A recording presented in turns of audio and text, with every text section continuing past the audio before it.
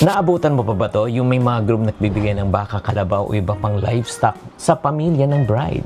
Sa ilang kultura, bahagi ito ng tradisyon. Pero ang tanong, uso pa ba to o hindi? Hi there, this is Shinkitan, your pambansang world coach. Sa Pilipinas po, nagiging kultura na rin po yung tinatawag na bride price o simbolong regalo mula sa lalaki papuntang sa pamilya ng babae.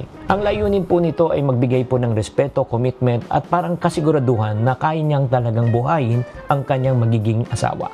Noong unang panahon po, ang binibigay po ay mga kalabaw, baka, o kung paramihan po, kung ibig sabihin mas maraming kalabaw at baka, ibig sabihin mas malaki ang inyong kakayanan. Pero nga sa modern na panahon ngayon, di ba, hindi na literal livestock ang binibigay. Mas nagiging symbolic na ang gesture. Halimbawa, kontribusyon sa sa wedding expenses. Or if not naman, mga simpleng regalo sa pamilya ng bride, di ba?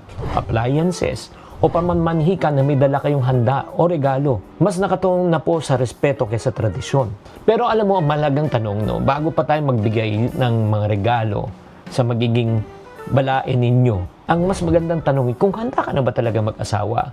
Are you mentally, emotionally, and financially ready? Pag-usapan natin yung finances. Number 1, may stable ka na bang income? Number 2, marunong ka na ba mag-budget?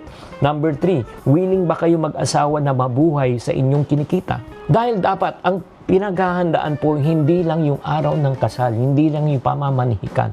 Ang dapat pinaghahandaan yung buhay mag-asawa. Wedding is a one-day event, but marriage is a lifelong commitment. At pagdating po sa buhay mag-asawa, hindi matatanggal ang pera. Dahil pagkatapos ng kasal, doon na talagang nagsisimula ang totoong financial responsibility. Kaya ang tanong ko, ikaw, anong pananaw mo sa ganitong tradisyon? Dapat ba natin panatilihin pa bilang sa ating kultura? O dapat talaga mas maghanda tayo sa buhay mag-asawa? Sana nakatulong tong episode na ito at tatandaan, tamang karunungan, tamang disiplina po ang susi sa pagyaman.